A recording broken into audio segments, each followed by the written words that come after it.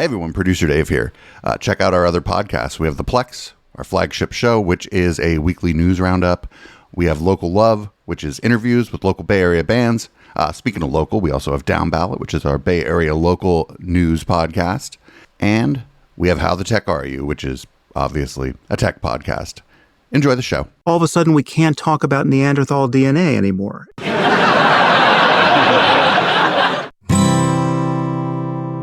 I'm white, and I've got everything I need. No one clutches their purses when they're in a room alone with me. And I can drive for any neighborhood I please at any hour, and the police don't do a thing. So if I see a penny on the ground, I leave it alone and fucking flip it. I'm a straight white male in America. I got everything I need. I'm a guy getting paid more than a girl with a degree. And I can walk down the streets after dark, no one wants to rape me. And I can get a girl pregnant and just as easily flee. Just like my straight white male dad did to me. So if I see a penny on the ground, I leave it alone and fucking flip it. I'm a straight white male in America. I've got all the luck I need. I've got a pile of broken mirrors and I'm walking under ladders and I'm spilling tons of salt, but to me that doesn't matter, cause my skin and my gender and my orientation are the best things to have if you live in this nation. I recommend it highly.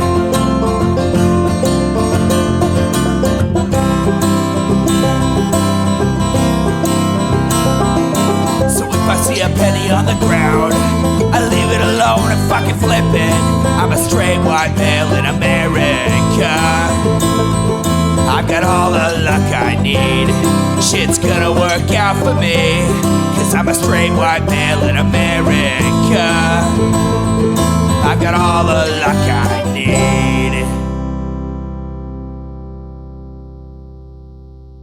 Hey everybody, welcome to the Intellectual Dollar Tree. We do this show live every Wednesday, 7 p.m. Pacific, right here on Twitch, twitch.tv/Echoplex Media. Also simulcasting some other places, but don't worry about that. We'll start talking about those if people start watching in those other places.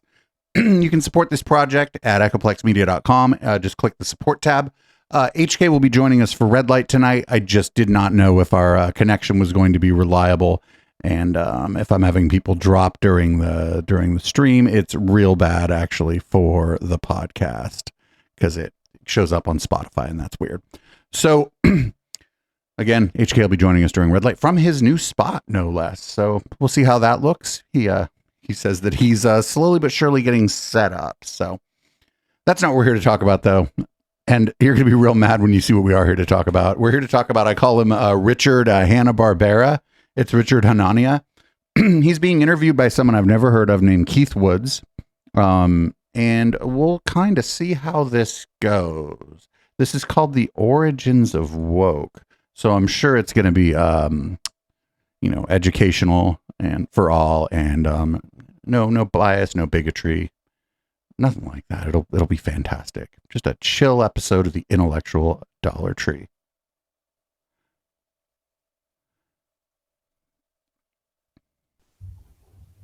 So this is on YouTube right now? Mm-hmm. And we are live. I'm here with Richard Hanania. He's I guess you could say a rising star in politics and in the woke movement. I'm not sure you'd identify yourself as a conservative, but a rising star in Nietzschean liberalism.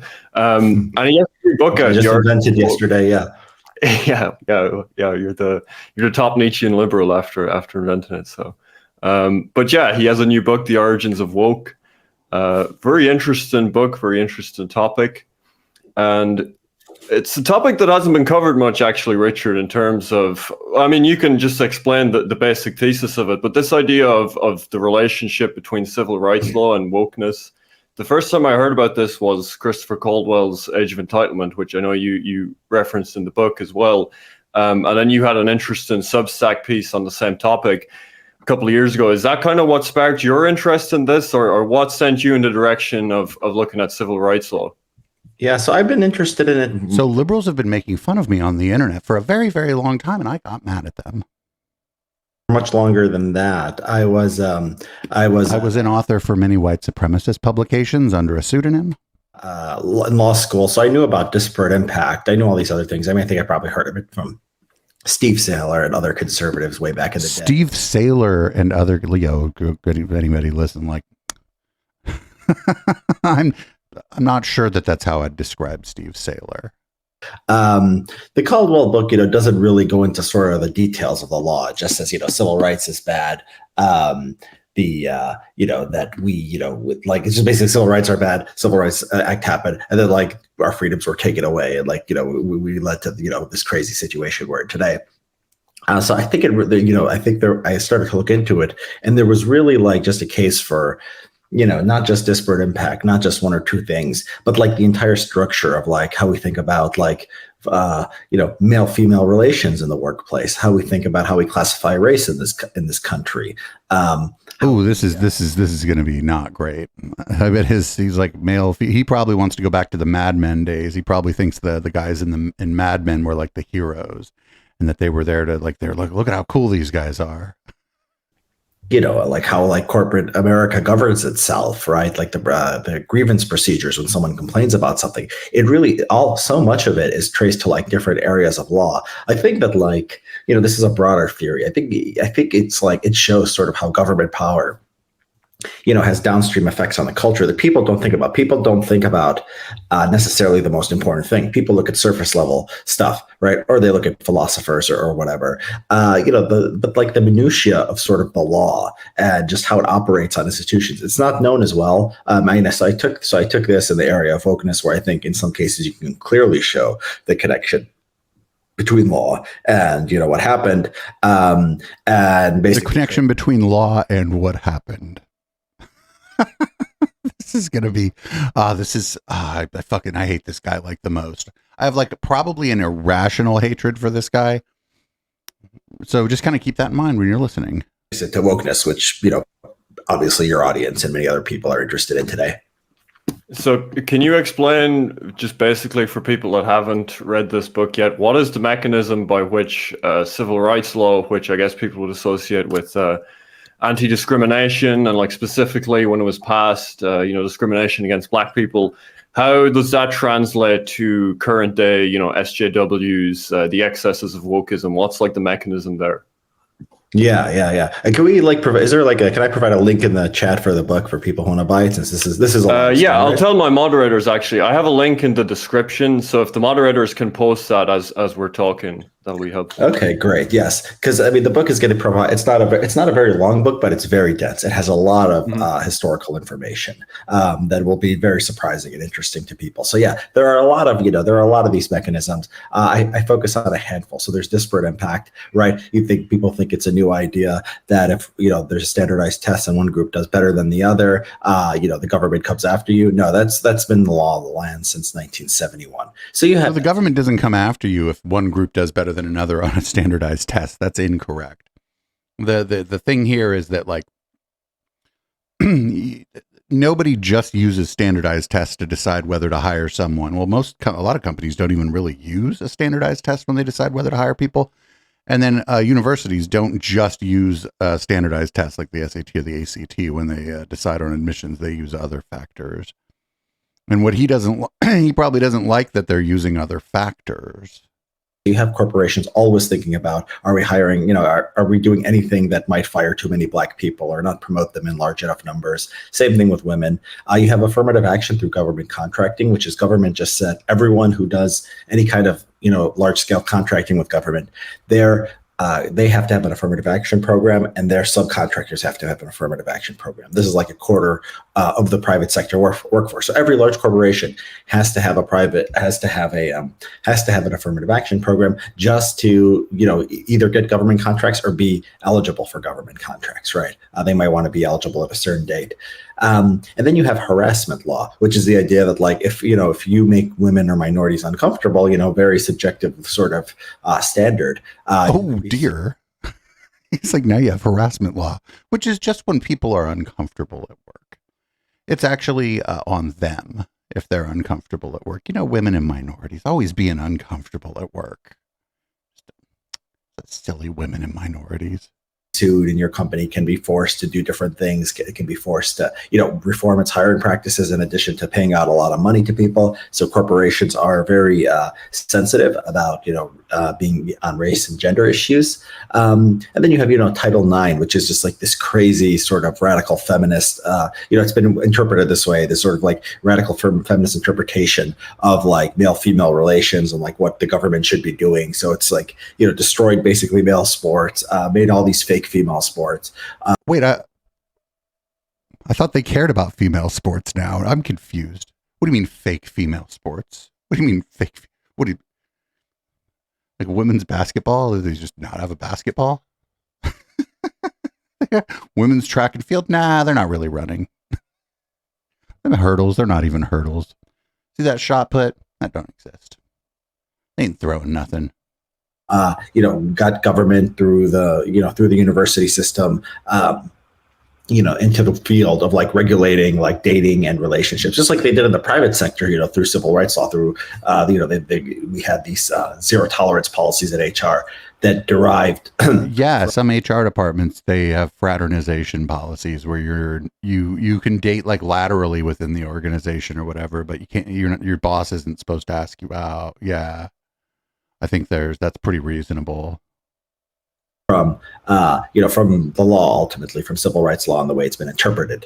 So these are like, I think the four main mechanisms. There's a lot. I mean, there's a lot more. The government is huge. It does all kinds of things. But these are the four I really focus on as sort of driving a lot of the cultural changes we see.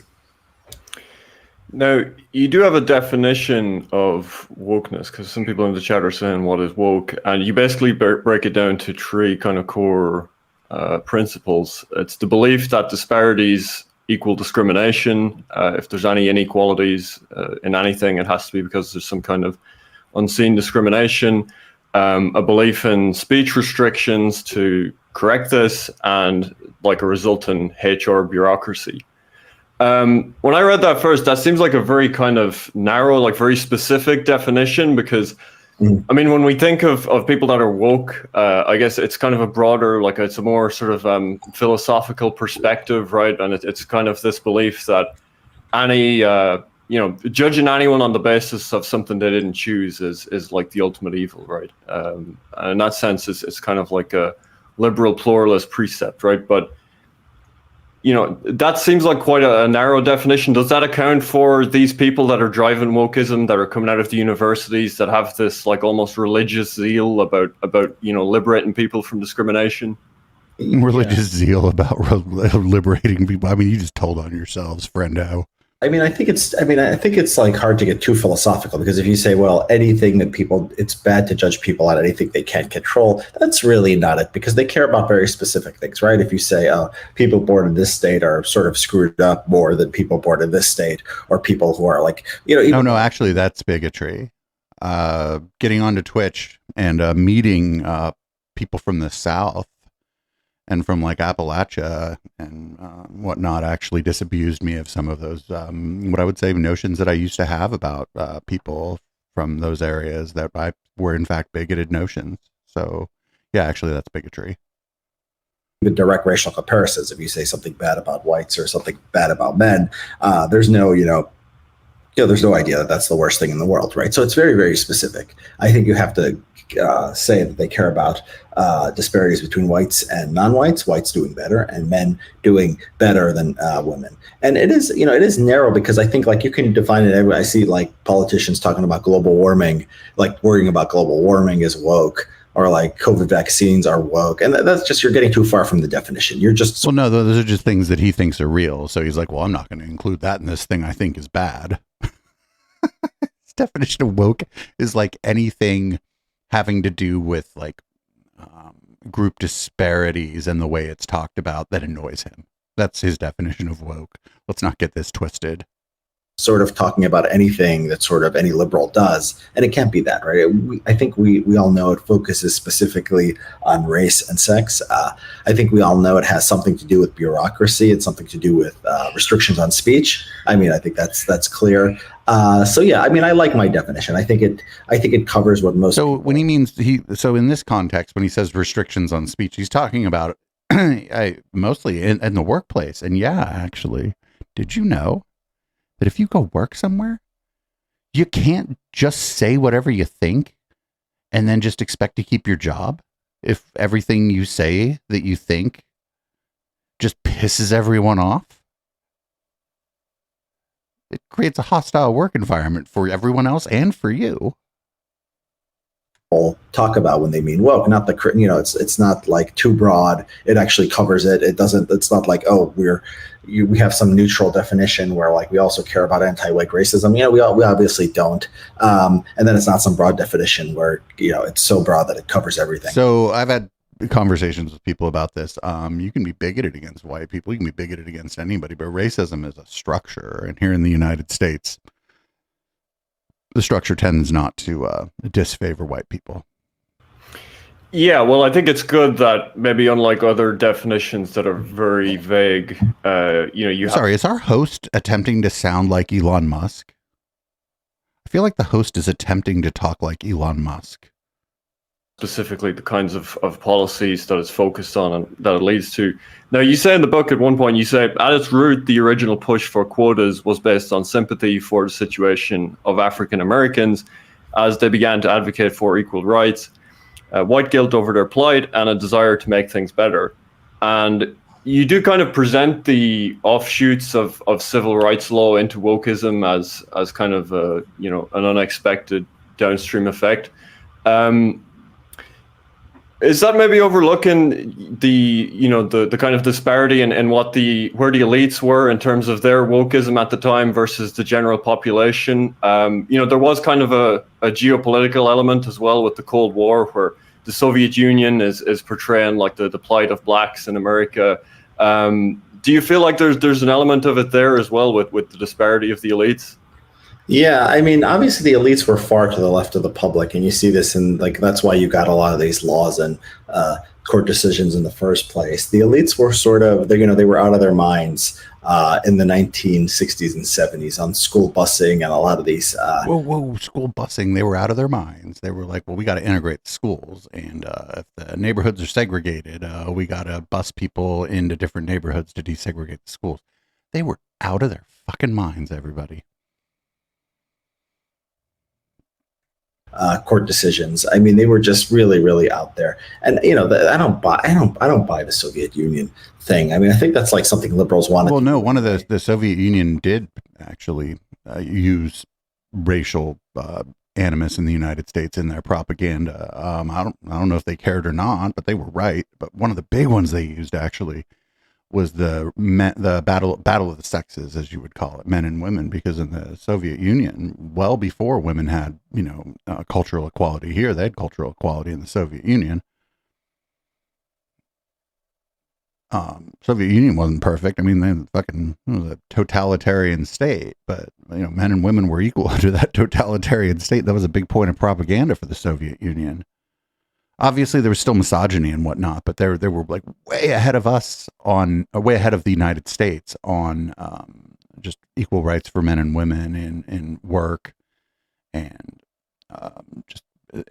economic power to the extent that you could have economic power as an individual in the Soviet Union. And then they sort of used an excuse. Oh, we've got to be friends with, the rest of the world. Like, I don't, I just think that well, that's a good idea. Yeah. Oh, they sort of used the excuse that we should probably not have everybody else in the world hate us. That was just an excuse. It's not good policy to have everybody in the world not hate your country. Just an excuse to go woke.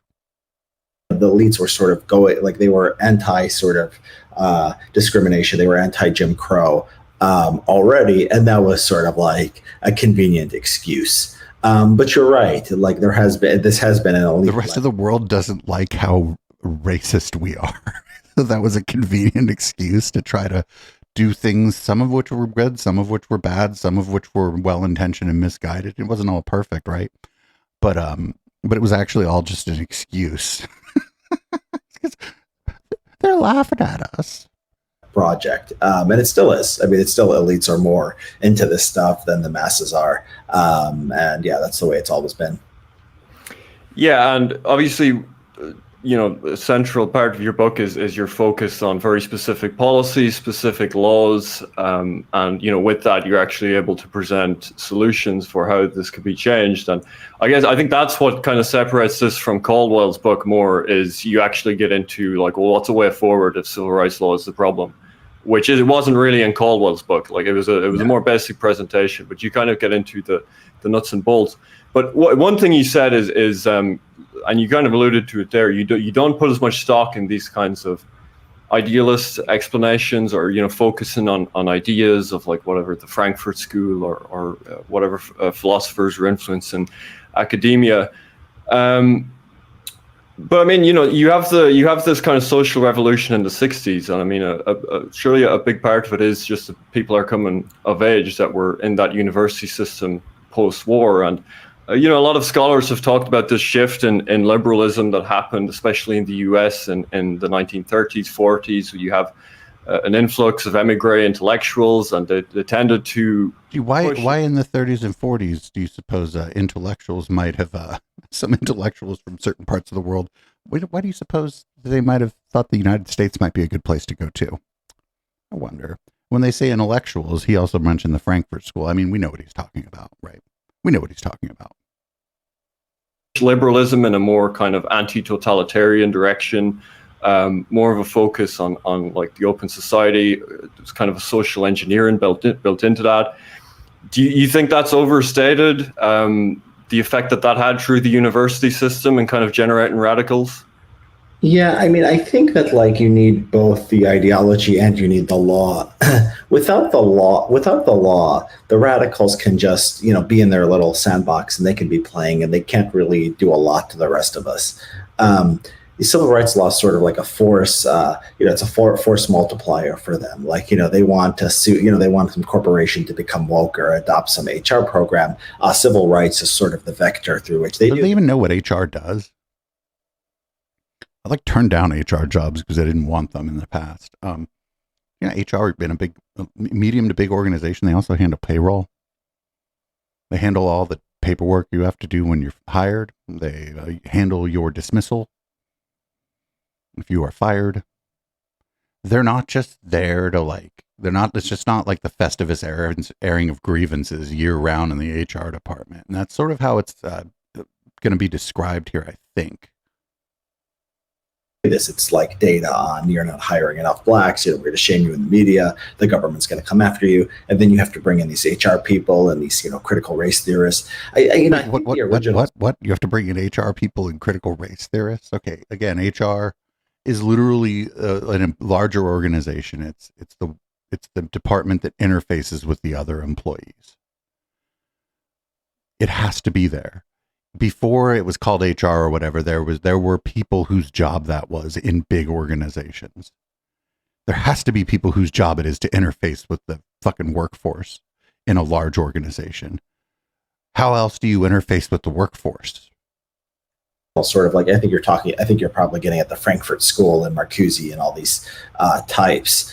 And, this stuff, like the way it ended up was like a lot like stupider, a lot less sophisticated than what they were calling for. I mean, I think that if you would have showed them this, they would have said, they were real socialists. They wanted like government to really do a lot to address inequality and, to really be regulating, things, and they were against capitalism and all this. And, woke is not like that. Woke is sort of like a tax on the capitalist system. Right, it's like a tribute it pays to like these grifters like Ibram Kendi, and then it hires a spoil system. It has put some blacks on the board, put some women here, women there. It changes.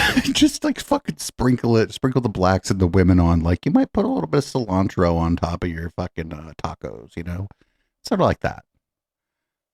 It's not that fucking. First of all, yeah, it's illegal to discriminate against people, but there are also HK's talked about this a lot, that there are a lot of studies that show that actually when you have a workforce that more closely resembles the society in which the company exists, that the company tends to do better. Like marketing companies have known this forever. Culture, so like we don't offend any of these groups, but then at the same time, it doesn't really challenge or overthrow the system. Quite the opposite. So why like, would it? yeah, Why would? Wait, what? But why would hiring people more different, like diverse? Why would hiring diverse people even like? Why would that overthrow the system? Why would that even be the goal? I thought hiring, like ostensibly the idea of having a diverse workforce is that your company or organization will operate better within the system that already exists because the people there more closely resemble the people in the broader system. I mean, I think that like they didn't really get what they wanted. If you're going to take these philosophers seriously, I think what we got was basically what the law required, but with like the influence of these ideas where they could have an influence. Right, but if you were to take so if I was to give a specific example, not the Frankfurt School, but we'll say like Boasian anthropology was something that became popular in the 20s and 30s. And then after the Second World War, you have like a UNESCO statement on race that kind of brings all of these cultural anthropologists together. And, promotes ideas that, would be considered, even some of these people would be woke even by today's standard. And that statement on race, which was kind of an assertion of like cultural determinism, that was later cited in Brown versus Board of Education to do away with segregation of public schools. So isn't that like that's a case where you have elites that are kind of woke? It's been spread on a kind of international level, and that's something that happened just in the mid 1940s. Yeah, you're right. I mean, the Boasian anthropology and all that stuff. Yeah, denial of the reality of race, denial of heredity more generally. You're right. There was a very interesting historical period in the early 1990s where this stuff became acceptable to talk about. So like the bell curve, go back and look up the New York Times review of the bell curve. It was very positive. I mean, it was very positive. It's really incredible. Well, that's because the New York Times was wrong. The bell curve got panned like really badly from the jump. And it wasn't just that like the prescriptions in it were kind of bigoted. It was like that the data sets were dumb. And some of it was contradictory. To imagine today. And like intellectuals were taking it seriously. The New Republic, I think excerpt. Real quick, Sean, Skullhead Sean on YouTube did a fucking very long, very good video about the bell curve. And he looked into the data sets that were being used, and some of the sample sizes for some of the locations of people were like under 40 people. Under Andrew Sullivan. So I think that there was this time where like these things were at least talked about and like could be taken seriously. And so like sort of, you could say like free speech sort of was winning. I mean, like good arguments were beating bad arguments. What also happened in the 1990s, and I haven't written about this or thought about this much, but it's sort of the timing makes sense, is that this is when the civil rights, I talk about the Civil Rights Act of 1991, which, there's details are in the book. It expanded and made like punitive damages. It made it much more expensive to be racist or sexist, especially sexual harassment. It became much easier to sue for sexual harassment. That goes up. So you have like the culture going in one direction and the law going in the other direction. And eventually like the law wins because the culture sort of shifts, but the legal regime stays, and like the new people you hire and like the legal incentives, they remain. Right. And so you're right. You can point to these ideas and they're very, they're very bad. They were pushed back on. There was like a period of time where like Richard Herrnstein was writing in the Atlantic. I mean, this was Herrnstein was the co-author of the bell curve. I mean, now it's just terrible. Now it's just lies on top of lies on top of lies, especially the last, 15 years or so. It's gotten really, really bad. I mean, these things matter. These things matter. If it wasn't Boasian anthropology, it would have been some other nonsense. I just think that like, there's just like this denial. This guy's like just dismissing an entire field of inquiry because he doesn't like what they have to say. I'm like, fuck math. I don't like what they have to say. always been there, right? Communism is the denial of reality that, there's like smarter people and dumber people overall, right? And then like this impulse like went to, race, right? And it's often the same people with the same ideas. And yeah, I mean, you're right. I don't even like this idea of smart people and dumb people. I think people, barring like cognitive, people who have got cognitive issues, barring cognitive issues, I think people are just generally good at different things. And there are people who are, able to maybe solve new problems more quickly than other people, but it depends on what kind of new problem. Anthropology, I actually do think it was I think it became the sophisticated view that like race doesn't matter. I think it was like earlier. I mean, I think it was pretty early. Even like, segregationists and stuff, they would talk about, when like, it's just, about time. It's just about educating blacks and it's going to be exactly the same. And they were even like putting, saying it's going to be a long time period. So this stuff had broad acceptance, I think, just because of sort of, people just, they want to say things that sound nice. And it was one of those things.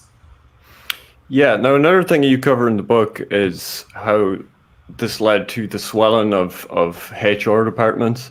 And that definitely seems like something that's... well, HR departments have gotten bigger as corporations have gotten bigger and had more employees. You need bigger HR departments as you have more employees. Kind of unique to America. I don't think you get these massive HR departments as much in companies in Europe. You covered that a lot. Well, Europe's just the structure is different. The structure is different. In Europe, for example, in most European countries, unions have a lot more power than here in the United States. On this topic as well. So how did like human resources become this army of people that enforce the latest trends in wokeism? Yeah, so HR, have a couple graphs in the book that show the rise of HR. It just goes like this after the civil rights laws become what they are. And you're right. I mean, the corporations and managers and CEOs, they're mostly focused on making money. They're focused on the direct task in front of them.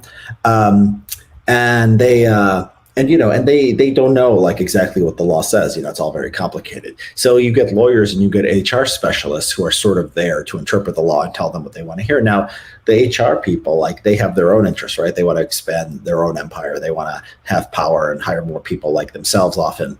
And like also it becomes like a thing where like every corporation is like trying to protect itself and looking at what other corporations are doing. And they have to do at least as much as the next guy. And so you do get the rise of HR, you get HR.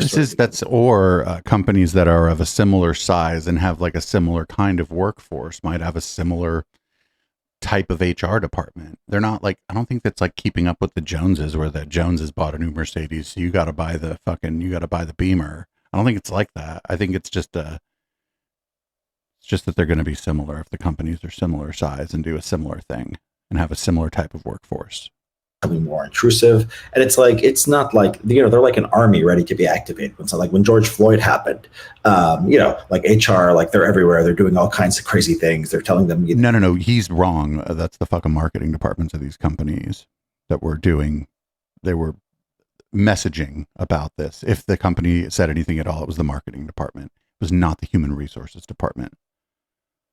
Give all this money to Ibram Kendi or BLM or whatever, and they're just there. They're just sort of like these commissars, like the Soviets and the Chinese still do today. They put these commissars in like companies to like make sure they're enforcing the party line. HR sort of became like that. I don't want to say all HR, all people who work HR are like this. Some of them do payroll and like normal stuff, but a lot of them, are focused on sort of cultural. It's mostly mostly what HR does is payroll and what he's calling normal stuff. I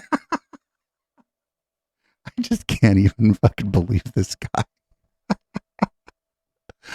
Oh man.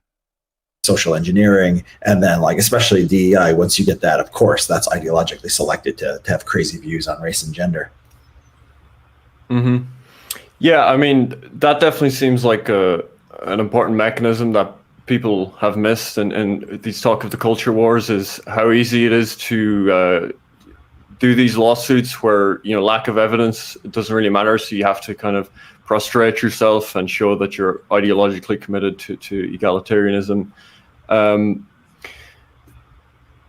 So as far as you mentioned there a little bit, like the ESG and some of like the woke aspects of corporations, that's something that's been talked about a lot recently as well. Like how, BlackRock have all these ESG requirements for companies they work with, and these terms like DEI, all this stuff. Is that something that's downstream from civil rights law, or is this a case where corporations are kind of working by themselves to kind of push wokeism, or does this tie back to civil rights law as well? This is sort of Vivek talks about this. He actually was the first. I mean, I first started hearing about ESG. I didn't know how big of a deal it was until that. No, I think that is, it seems like it's, I haven't done as much research on this. It still seems like its own thing. It seems like there was this sort of just this mindless sort of march towards, this kind of pushing diversity onto corporations and stuff. It seems to have scaled back. I mean, it seems like that people are going after it, like even like state governments and stuff, and even BlackRock is like, pushed back a bit. But no, this one is harder to trace directly to civil rights law. I think that what happened is maybe can be indirectly traced in that, like, it sort of became accepted like best practices for corporations is to like, hire more women and minorities and be extra sensitive towards them. And so like that. Just and be extra sensitive towards them. There's a lot like that lives in that part of the statement in this guy's mind, I'm guessing. Be extra sensitive to them. Does that mean like, don't be like shitty to the people that your work that are like different than you? Is that what that? I don't know. He's not going to like really expand on what he means there by be extra sensitive to them. Standard among these, big hedge funds and these, these BlackRock and these other corporations. It's different. I mean, it's sort of something new. I mean, I've heard it's very intrusive from people who have worked in companies. But yeah, I've heard from people who work at companies. Get the fuck out of here. Like, I don't work for a company now. And like before I was doing this, I owned a business and we weren't big enough to really need an HR department. And like people weren't shitty to each other at the company because there was like only 8 of us. Right. And we were all kind of friends. Before that, I worked in big organizations and there were HR departments there and there were people there who were shitty. There were people there who were shitty. I never personally had to go to HR, but I know people who didn't. They didn't want to do that. They didn't really have much other choice. They went to their immediate supervisor. The immediate supervisor tried to remedy it, but the immediate supervisor isn't the HR department. The immediate supervisor, in some cases, was just another engineer or admin, like a network admin or something like that, who got promoted. That wasn't their job. Like at a big organization like Cisco, like if you're like a systems administrator or whatever, your immediate supervisor is probably also another sysadmin who got promoted, and that's great. Like promoting within is good. But then that's what HR is there for, is for when your boss should stick up for you and be like, hey, we can't work like this together. But at some point that person doesn't have the tools available to them and you need to go to the HR department. This is the connection here is a little bit more tenuous. Mm-hmm. Yeah, I mean, I think of that, and I think of like when the Supreme Court got rid of affirmative action, that you had universities that were saying that they were still going to try and find ways to enforce it. What kind of barrier does that present to someone that's trying to attack this at its root and go to civil rights law? If you're going to have you have this, it's kind of metastasized into these woke corporations and university commissars that are going to enforce it regardless. Yeah. So, I mean, it took a lot, one of the arguments of the book is the ideas, the ideas come and the law comes, and it sort of takes a while to transform institutions. So it wasn't overnight that every corporation sort of became crazy and obsessed with race and obsessed with sex. It was decades. Like they had to hire these people. They had to keep getting sued. They had to keep, changing their practices. They weren't focused on civil rights law. Mostly they were focusing on corporation stuff, right? Like selling whatever, opening mega stores or Target or whatever they were doing. And so like the way you undo it is like, if you pass the right laws or you have the right court decisions, the workforce is not going to change overnight. What you're going to do is, you're going to change the incentive structure where like, oh, they realize HR is maybe not necessary as much. Maybe this corporate DEI program is not as necessary as they thought. Next time they're laying people off. They don't have to worry about disparate impact as much. When Elon Musk laid off all those people at Twitter, there was reporting in the news that they wanted, like HR lawyers or whoever wanted him to look at it, make sure you're not firing too many blacks and women, because it would be racist, sexist under civil rights law. And he is actually being sued for this, I think, in California.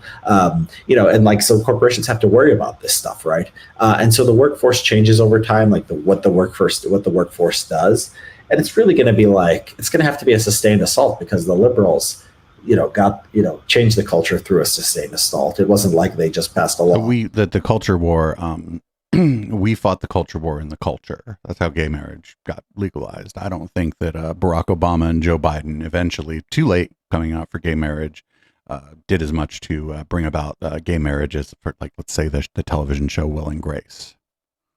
Or had a court decision and then stopped. They they got the Supreme Court decision, and then they had lawyers who were filing lawsuits and fighting plaintiffs, and there were people in HR.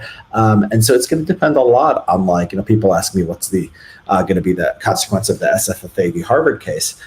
And I say it depends on who wins the presidency and who's appointing the judges next time, because liberals will read it in a way that says, oh, it's actually doesn't apply that broadly. You can actually get around it. And, conservatives judges are going to be, for example, more sympathetic towards lawsuits where whites or Asians accuse corporations of discrimination, right? That could be an actual concern, but it depends on if the judiciary is actually receptive to such arguments. And so which way it goes, really, it is a political battle. I'm optimistic on this stuff because it was a one-sided battle for so long. It was just liberals I don't think they were thinking, not that they were thinking about civil rights, not like every liberal like Obama or whatever, but the people who were thinking about this stuff were on the left. So there was a civil rights sort of plaintiffs bar. There were, leftists, race activists. And now you have I think I've made it, and other people have talked about this, have made it so that conservatives understand, that civil rights law is a problem, right? That acknowledgement wasn't there. 10 years ago, diversity was seen as sort of nonpartisan, a conservative, a Republican or a Democrat. Wait, what does he mean 10 years ago? Diversity, 10 years ago, if you remember, 10 years ago, Gamergate was 10 years ago. And that was a huge cultural moment. Diversity, that's fine, right? There was no pushback. Now it's such a polarized word. It's diversity is just, okay, it's something that liberals do and something that liberals like and something conservatives don't like, right? Or, whatever diversity, we know what it means. We get it. It means abolishing standardized tests, training's about white privilege, and so on. And so that's the reason to be optimistic. It's even if, it's it was not even a battle before, and now you have both sides. The issue becomes polarized. That means things are probably not going to be as bad as they used to be. Yeah, I am kind of surprised by the progress that's been made in that regard. I mean, the first time I heard of Caldwell's book and that, I thought, that sounds like challenging civil rights law. That's something you'll never win with conservatives, right? It's a bridge too far. But now you have these guys I think Vivek has become very critical of the Civil Rights Act. I don't know if he wants to abolish it or what his specific policies are, but he's certainly spoken critically of it. So it does seem like something that's kind of entering the mainstream in conservatism increasingly. Yeah, you're right. No, you're absolutely right on that. It was crazy because you say civil rights are bad. Yeah, 10 years ago. I mean, I don't think, your audience, you're young. How old are you? You're 25, right? 28, yeah. Okay. All right. You're still pretty young. You're old enough, I guess, to remember around 2010 if you were paying attention to politics then. To say civil rights were bad or more minority representation was bad. That was sort of. But wait a minute. No. There were people. It was a very few, but there were people in the Republican Party that every time, I forget what it was, came up. Was it civil rights? Something about Civil Rights Act had to be re-ratified or something. I forget what it was. But they were voting against it. Famously, Ron and Rand Paul. It's crazy. I think that the Great Awakening, I think woke people up because, ironically, because it became people saw that they were nuts. It was every New York Times article, Washington Post article was just racism, sexism, structural discrimination. People on the, on the alt-right people and stuff used to pay attention to this stuff. And they saw it, and it was just like, it wasn't so obvious that like everyone recognized it. But then like it became like it by like 2015 or 2016, like rise of Trump, and even before that, it was like anyone who reads a newspaper, anyone who watches a TV show, right, like can see that like this stuff is just, I mean, people with kids in the education system, they could just see this stuff was being shoved down people's throats.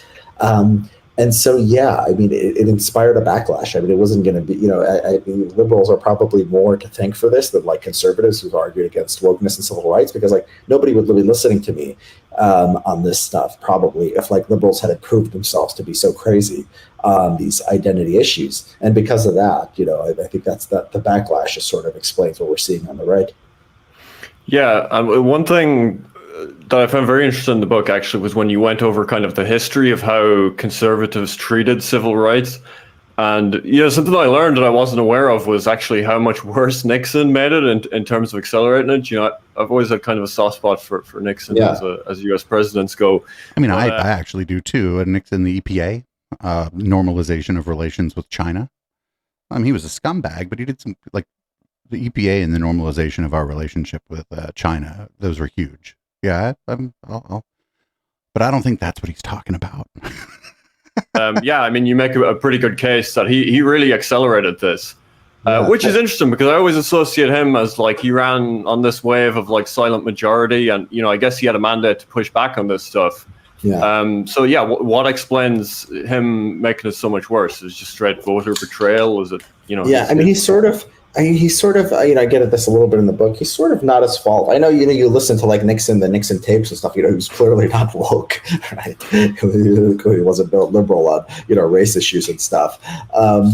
But yeah, I mean, a lot of these times he didn't even, there's no evidence I could find that on a lot of these important things, he even knew what was going on. He was focused mostly on foreign policy, and then he was focused on domestic policy too. And you have to think in 69, 77. Well, what other kind of policy is there besides foreign and domestic policy? I mean, if you're gonna like talk about those two things, everything kind of falls unless like foreign and domestic. I mean, even the moon would be foreign policy, right? Of media, right? There is no Fox News, there's no New York Post, there's no Twitter, there obviously, and there's just like the big newspapers and the big media, right? And he's appointing somebody to be Secretary of Labor and all these other positions, and they're just doing stuff, and like not everything comes to him.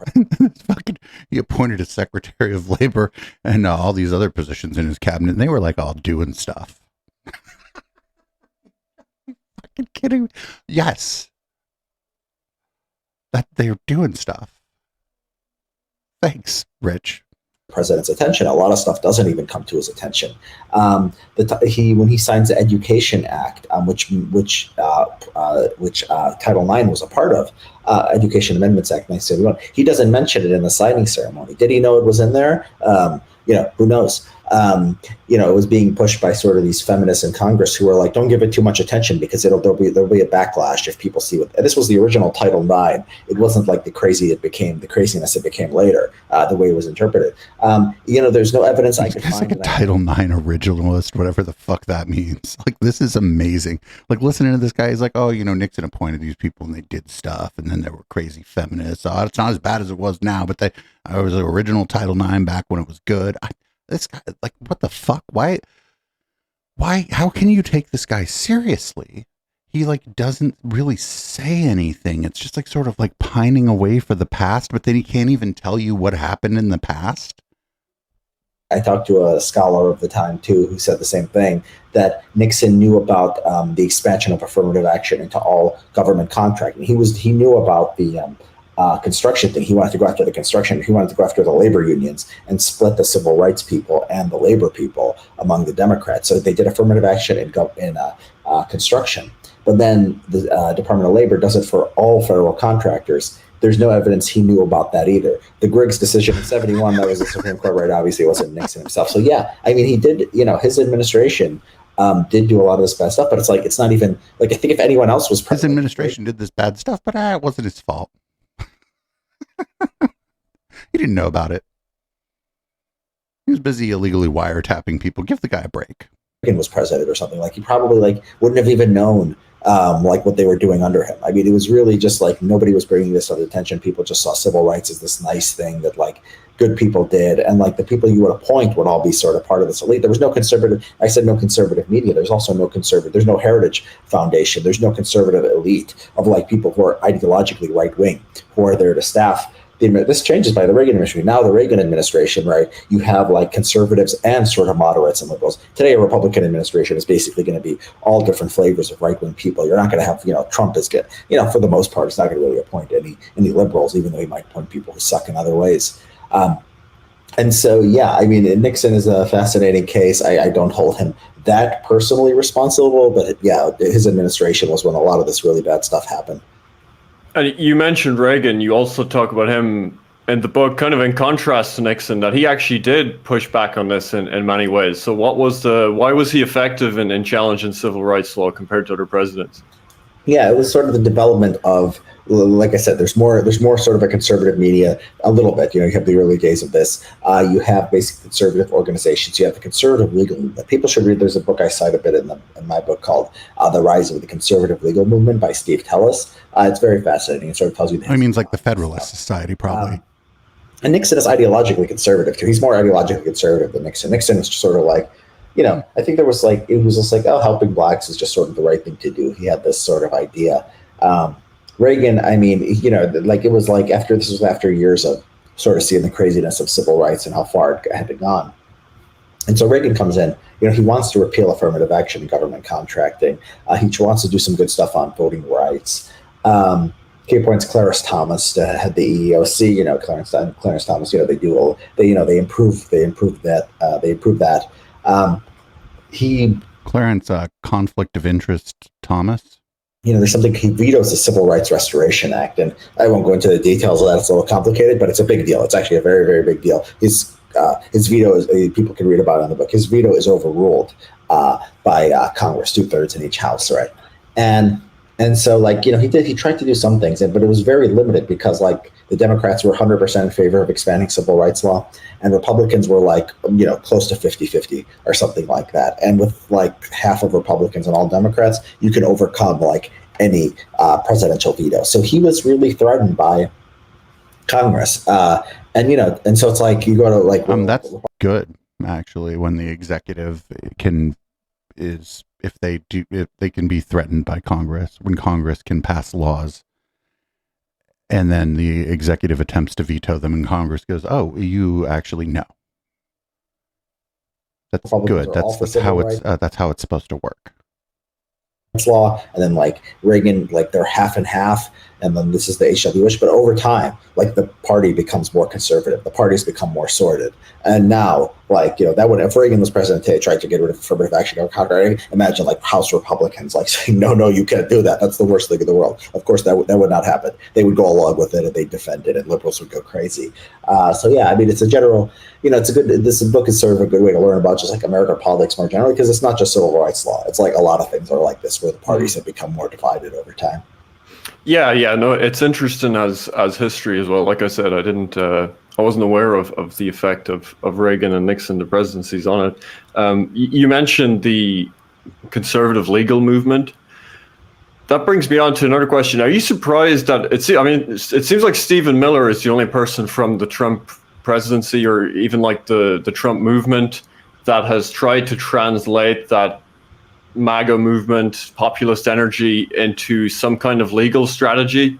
I forget the name of his legal firm, America First, something. Yeah, I think it's America First Legal. Yeah, but he's actually trying to pursue this in a legal manner. Are you surprised that there's been so little kind of grassroots support for that? I don't know if there has been that little. I hear about lawsuits making their way through the judiciary. I hear about some positive sort of. I've heard about some lawsuits make their way through the judiciary. Everybody, did you know that? Findings. Yeah, I don't know if it's a little or it's a lot. I just know that there's some, and they make their way through the judiciary. I don't know. Fucking God, this guy wrote a book. I think it's a problem conservatives always had of like having enough activists. They just have fewer than liberals. I think like in the world of like who the next government who's going to get appointed in the next Republican administration, I think people are going to be more solid on the civil rights stuff. But yeah, I think that it's gonna take a lot. I mean, it's gonna take like the active. It's gonna take activists. It's gonna take lawyers. I don't know if you need that many activists. I think you just need like a few who are like very strategic, and you need the judges to rule your right away. So yeah, I don't know. I think it's I'm not under the impression that there's like not that much activity. I think there's a good bit of activity, and we'll see what happens with it. Yeah, well, like I said, at the end of the book, you do get into ways forward, and you kind of present an optimistic picture of what the U.S. could look like if it went in the direction of a meritocratic society. Actually, one thing I've actually referenced a lot before is the Substack you wrote about conservatives versus liberals, how liberals read, conservatives watch TV. Yeah. I think it does actually explain a lot about the dynamic. I don't know if that's true. I don't think anybody watches TV anymore, except like older people. Why things are always moving leftward, and the conservative movement doesn't really have a brain to kind of direct it towards solid policy objectives. But I think you may have even mentioned these examples when you wrote that, like the gun rights movement and the pro-life movement have actually been quite successful. In contrast to the rest of conservatism. So I guess the question is, even if you don't identify as a conservative, like it's going to be the conservative movement that is going to be the force pushing back against wokeism or civil rights law. How do you kind of overcome those limitations where you have an audience that's much more interested in the drama, in the personality politics, the InfoWars style stuff? How do you translate that into real activism or real policy goals that could translate some of the things you're talking about in the book? Yeah, it's a good question. So, I mean, I think you do take sort of inspiration or guidance from these movements that have succeeded, right? I mean, the gun rights movement and the pro-life movement, they're not very online. You go on Twitter, there's not like tons of like pro-life content or like tons of like content about how gun. I mean, there's like stupid, like, look at my guns, they're so cool. But there's no like a lot of like policy focused on Second Amendment policy. And they, like, even though the conservatives are sort of a TV watching movement who don't pay a lot of attention to policy, you can just sort of capture it and say, okay, we're all Republicans now. We're all pro-life. We're all pro-gun. Taxes is another one. We're all for cutting taxes, right? Like no Republican wants to raise income tax. And so, like, the people who care about civil rights, who care about wokeness, it's just about that. It's just having these sort of ideas, like being against disparate impact, being against affirmative action, being against, Title IX craziness, just making that just like sort of standard, like, and then like, whatever, they're running for Speaker of the House now or whatever. Like every guy who's running for Speaker of the House is like the same on gun rights. They're all, basically Second Amendment absolutists. They'll never. That's because they're Republicans in the House. Thing that's any gun control thing, like even gerrymandering, sir. That's probably because of gerrymandering. There's a downstream effect of gerrymandering. Projects or whatever. Nobody who's going to be Republican Speaker of the House is going to do that. And so, like, it's like it has to be like the left is sort of, it sort of moves. It's sort of like there's this logic of like liberalism and wokeness and like equality, and it's sort of like there's a dialectic, and they move together. But like conservatives, it's just like. I would love to, but like, sir, what, when you said dialectic, what does that mean? Check a box and like, okay, everyone is going to be, anti-gun control now. And then everyone just does that. And that's sort of, that can be very effective. Yeah, it's gerrymandering. It's because there's districts that are just so safe that it pushes, in the House, it pushes people farther apart, like pushes the parties farther apart. That's because of gerrymandering. It happens on both the left and the right, to the extent that there's a left. It happens to Democrats and Republicans. The Senate tends to have a few more moderates, like per like 100 or whatever, because there are states that are 50-50 basically. And so during the general election, and as legislators, some of the people, not a lot, but some, more, per cent or whatever, will tack to the middle or tack to more moderate positions when they govern. amazingly effective. I mean, I don't think people, like young people, don't know the extent of it. I have a essay on Substack, Conservatives Win All the Time. If your producer, whoever's watching, could share that. It really shows like the gun stuff, especially amazing. Like like the most liberal state now is like more conservative, like the most conservative states like 30 years ago. Like if you could own or carry a gun. And so, yeah, I mean, there is hope for people who want to see sort of change in a right-wing direction. Okay. Your mic just got a little bit quieter there. I don't know if you moved it. I moved back. I just moved back a little. No, please continue to move back. Yeah, so I was actually going to ask. I wonder if this host here, this Keith character, is trolling Richard a little bit. Be like, could you get a little closer to your camera? Kind of a big question, but seeing as we're talking about solutions, right? Let's say Trump gets elected, or let's say Vivek gets elected, and he calls you up and he says, Richard, we have to solve wokeism. We have 4 years. I'm going to give you carte blanche. You can suggest the policies. I'll implement them as best I can. What are you going to do in those 4 years? What's the roadmap to dismantle wokeism? Okay, so there's these things that you could sort of just do on day one, just within the administration, and there's things you could do down the line, right?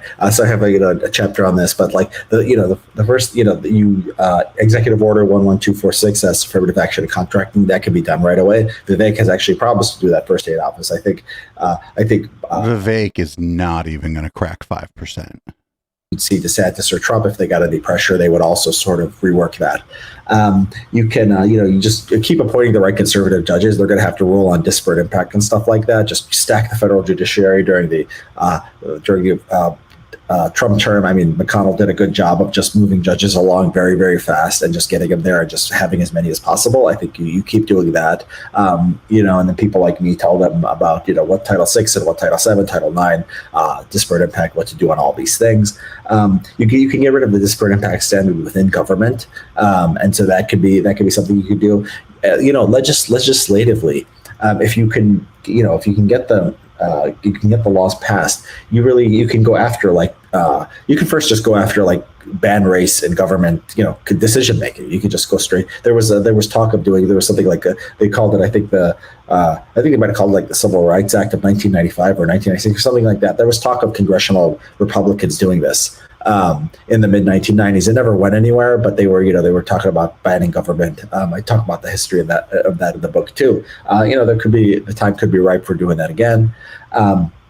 Or at least trying it, have a better chance this time. And then a lot of the incentives of civil rights law, the harassment law, I think you got to really have these decisions that just sort of scale that back, bring the First Amendment into it. We brought the First Amendment into sort of political speech and Citizens United. You need some cases like that for civil rights and harassment law. And so, yeah, there's a lot you can do. None of it is sexy or very fun. I mean, if anybody knows sexy, it's this guy. Or something like that. But yeah, I mean, I think this stuff would have a major impact on the culture. Is that something then that, let's say you have elites that are concerned about the direction things are going in, and they're worried about the excesses of wokeism, maybe how it's going to impact their business dealings. I think we're seeing a lot of examples like that now with all the lawsuits Elon Musk is undergoing. Is that something where, say, elite pushback could be directed against if there was an NRA of anti-wokeism, if there was some kind of NGO that was? I mean, there is sort of an NRA. There are a couple groups that I would call the NRA of anti-wokeism. Well, the first one that comes to mind would be Moms for Liberty, right? That would be sort of the NRA of anti-wokeism. They're not as big as the NRA, but it's the sort of the same model in some ways, different in other ways because times change, and the NRA is actually less impactful than it once was. And civil rights law, is that somewhere where there's an opening in the conservative movement? Yeah, I mean, if there was an NRA for civil rights law, I mean, that would be great, right? I mean, the gun people and the the gun people and the pro-life, I mean, they really care. They do organize. It's different from what me or you do, right? You do pot, you do, you stream. I wrote this book. There's a lot of, not a lot of people who do exactly, who wrote a book like this, but there's a lot of people who at least write in the topic. Yeah, I would agree with him that there's probably nobody else that wrote a book like his. ultimately. There's not a lot of people, and like the gun people, like don't produce a lot of like big essayists, right? But they do produce a lot of activists, and so it's interesting how like some causes produce a lot of people. There's people who, and I'm just using the word kind of loosely. There are intellectual types who talk about gun rights. Yeah, there are. He's probably just wrong here. Some movements get a lot of people who go into politics, but the people who go into politics end up having the biggest influence. The chatter stuff is sort of maybe not as important as people think, unless it inspires people to go out and do the activism. And so you're right. I mean, I'm not the person. Do I like writing? I don't like political lobbying or whatever. But yeah, hopefully someone listening to me, does take up these ideas and tries to enact them in policy. And you were talking about like in the 1990s, the fact that you had like the bell curve and this kind of work being given more of a fair hearing. So in terms of how, if you did away with the legal barriers, the legal things that are pushing this force of wokeism forward, it's hard to foresee exactly how it would shake out in the resultant culture war, and it certainly empowers some people in a way it hadn't before. So do you just kind of have a faith that, the ideas of meritocracy will win out if so the problem with meritocracy, and I feel like this is keenly stating the obvious, is who decides who has merit, and by what? what do they even mean when they say merit? Barriers imposed by civil rights law, you think that would result in a big culture shift once there's more of a fair playing field? Yeah, I mean, look, already like with civil rights law, like it's not like there's like so many black engineers or heart surgeons or whatever, right? It's still like whites and Asians are dominating. Why? Because there's market incentives where people want the best employee, right? That's just in business, people who can execute succeed. And so it's not, government's putting its thumb on the scale and it's introducing artificial diversity and all this stuff. But even like with the civil rights regime, as crazy as it is, we don't have parity. So like imagine a world where we don't have the civil rights regime, where you can give any test you want, where you're not going to be sued for disparate impact. You're not going to. It's not the people giving the test. This guy, somebody in chat was saying earlier that this guy's never had a job. I don't think this guy's ever been hired by anybody. I think he got hired by Colette, but that's different, right? I think if you try to get hired by Colette, they just want to see whether or not you have phrenology calipers. I don't think I've ever taken any standardized tests for any of the jobs I've ever had. I think I was asked to solve certain problems in job interviews, but it was more like, it wasn't like, do you get the right answer? It's like, how do you solve this type of problem? It was more like kind of casual, if that makes sense. Told you're too white or too male and the government's going to come after you. Yeah, I mean, merit, I do think we have like a meritocratic society to a large extent, despite the distortions of it. I mean, the fact that we don't have racial equality in every field shows that we have a meritocratic society. Merit still matters. You discriminate against Asians, they still turn out, they still turn out to high socioeconomic status. And so civil rights law will, rolling back at it will just push us even more in that direction. So yeah, I think it will make a big difference. All right. Now, one thing I noticed a lot of people actually that were disagreeing pointed out is they said, well, if wokeism is about civil rights law, why is Europe so woke, right? Britain and Sweden and Germany, these countries, you get just as many examples of these crazy SJWs and woke policies and so on. Do you see that as kind of an offshoot of civil rights law created this culture of wokeism in the US? And then, of course, just with the media and cultural power and so on, that kind of necessarily translates to Europe?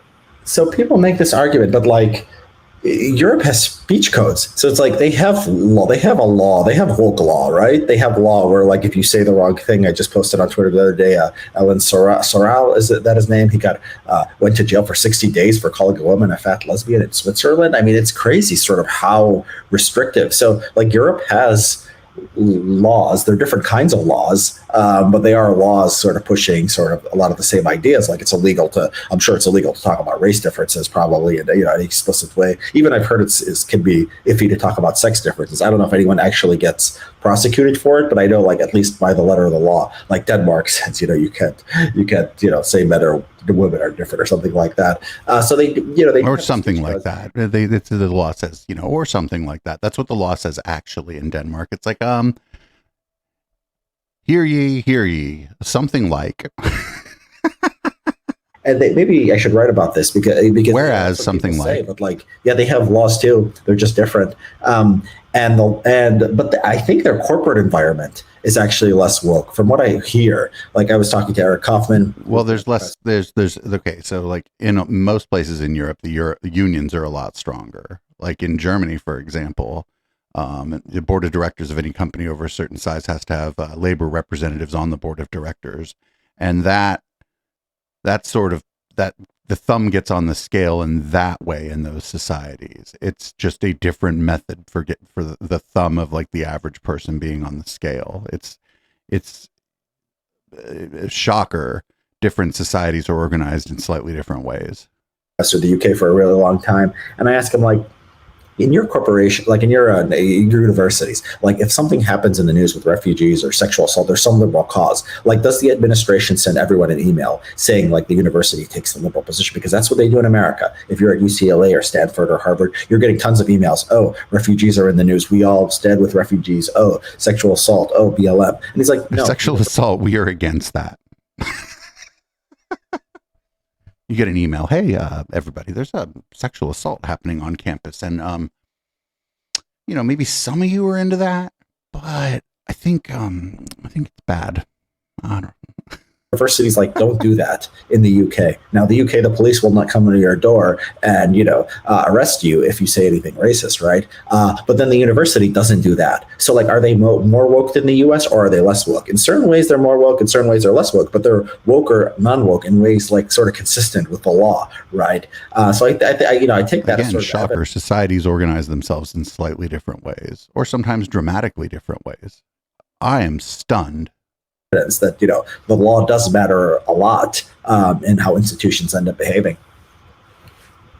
Mm-hmm. Yeah. I mean, that's definitely a role. I guess it's just like what's the kind of causal. It doesn't seem like there's necessarily like a causal relationship where if you have harsh speech laws that's going to like create this huge base of like activated left-wing activists that then want to police speech. Yeah, they have that in France, right? They have these people who like keep suing, the same people over and over, and having them pay fines, right? So yeah, the law, we don't have that in the U.S. because we don't have speech codes.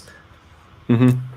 I'm just going to read one of the super chats that came in. If people want to send super chats, the link is pinned. I also have the mods post and the link to the book in the chat if you want to buy it. I think it's bestseller in a few categories on Amazon right now. So well done on that. Let's see if you guys can move it up the charts. The Amazon updates quickly, so it's 17,000 in books. I want to see let's get up to how much the Zoomer live streams matter. Serena JB just said, thanks for everything you do, Keith. Patreon Saint, you kind of asked like 3 questions in one here, but I'll narrow it down. He said, Richard, what are your thoughts on wokeness's origin in relation to civilizational cycles like Turchin or Spengler explained? Or spiteful mutant and dysgenics theory, like related to the work of Ed Dutton. So there's a kind of a few questions in one, but do you see this as like the broader, civilizational cycle, late stage civilization? I think Turchin is a charlatan. I don't buy Turchin's theories at all. People can search my Twitter. They can search for Turchin. I think it's silly, and I've explained why. There's no sign. You look at the graph of like human development. It's like the global GDP. It's like nothing. You see this 1700 goes like this, right?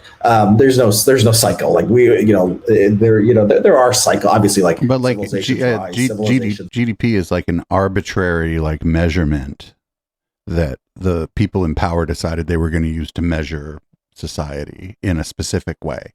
It's useful in some ways and not useful in other ways.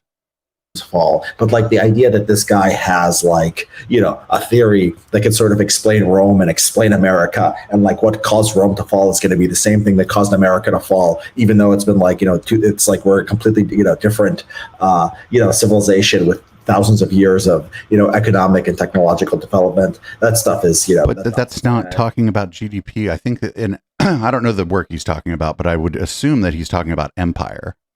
And empires do tend to fall for the same reason. They spread too thin, essentially. I don't think people should take Turchin seriously. Spiteful mutant theory, I haven't really read. So I've read this essay called bio-Leninism. Is it similar to that idea? It's a little bit different. The bio-Leninist is this kind of NRX idea that elites like try and combine as many minority groups as possible that have resentment for the majority. The spiteful mutant thing, that's Ed Dutton and I forget the guy's first name. Is it Tyrone Woodley? But it's basically the argument that, because we're past harsh Darwinian selection with the Industrial Revolution and very low childhood mortality, that there's an excess of mutational loads in people that. So eugenics. It's eugenics. There's an excess in mutational load in people because the wrong people are able to reproduce. I hope I'm not being too. I hope I'm not coming in too bad a faith there. Selected out due to like early infant death before, and these people with high mutational load tend to be more mentally unstable. They're drawn more to far left ideas. We have studies on that, like the correlation between mental instability and narcissism and left wing authoritarianism. So it is kind of an argument about like a cyclical civilizational theory again, and that almost like if you get too comfortable and there's too it's that fucking what is it? Hard times make strong men make good times make weak men make hard times. That they're doing that one now. Right, that you're going to get like a large mass of people that are drawn to these dysfunctional ideas.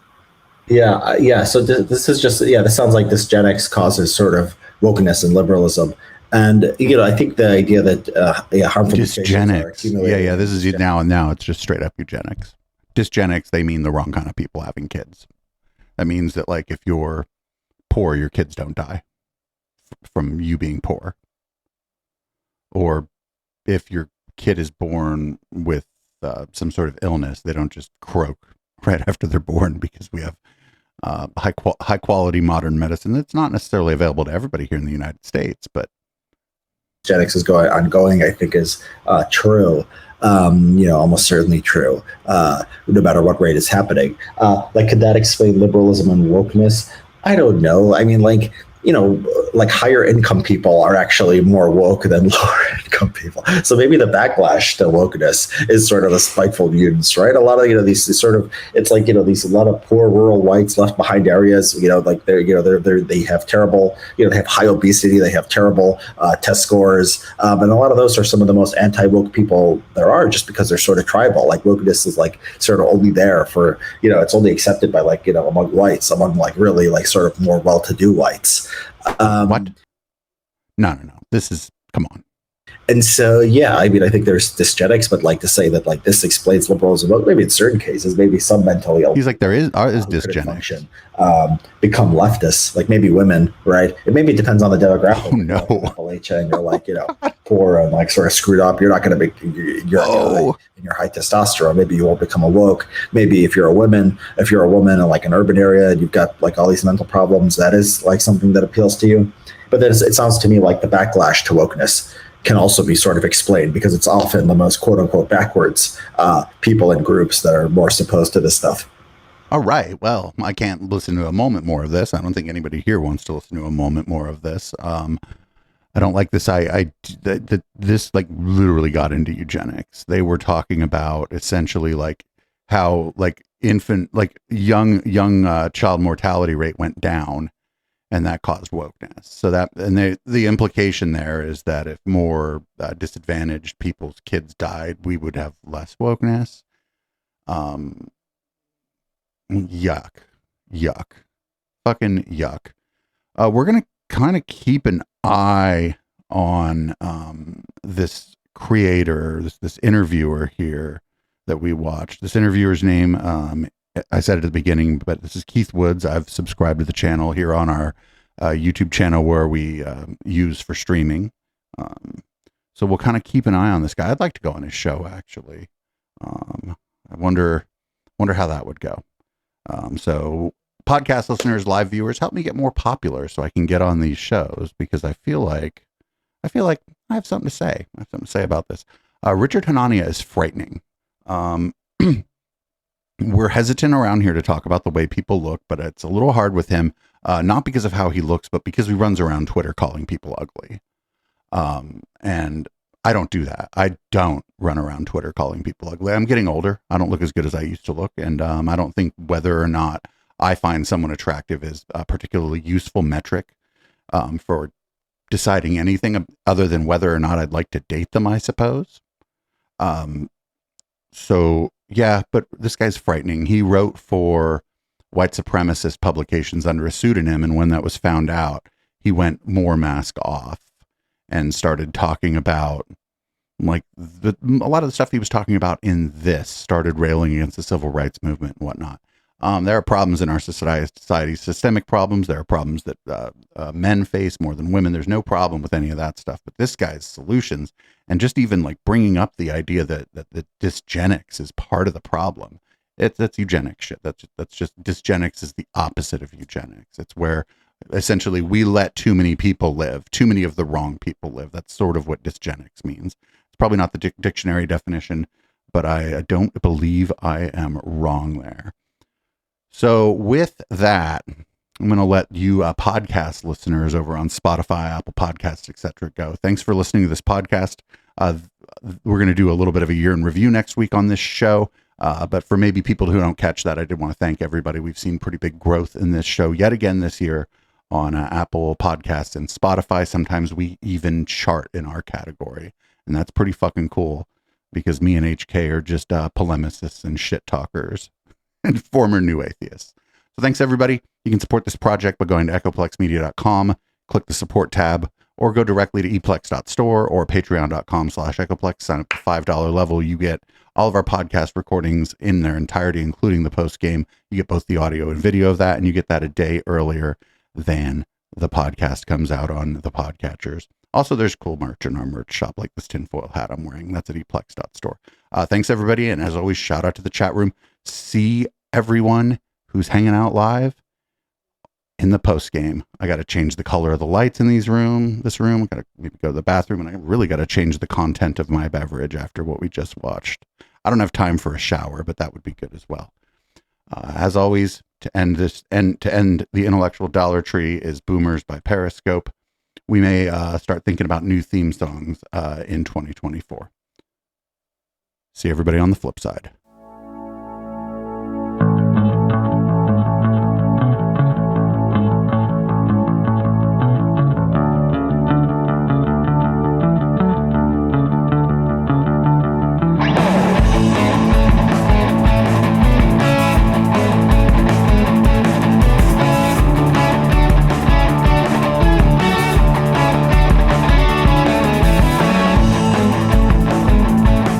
You recall a time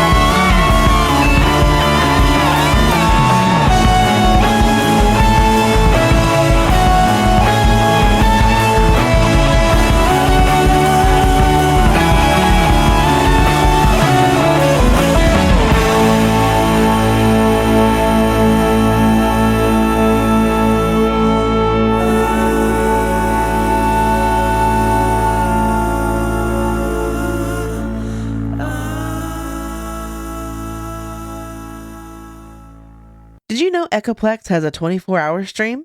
That's right. Check out our 24/7 music stream at echoplexmedia.com/live or at eplex.xyz. Our huge self-submitted local music library plays the best tunes the Bay Area has to offer, and commercial free, well, except for ours, and even by request. Check out the player on echoplexmedia.com or at eplex.xyz. Bookmark it and enjoy it all day. Echoplex is very supportive of our local music scene, and we hope you enjoy the soundtrack they've so graciously sent in for us to play on our network. If you like who you hear, please go check them out. The names of the artists are displayed on the player at echoplexmedia.com and at eplex.xyz.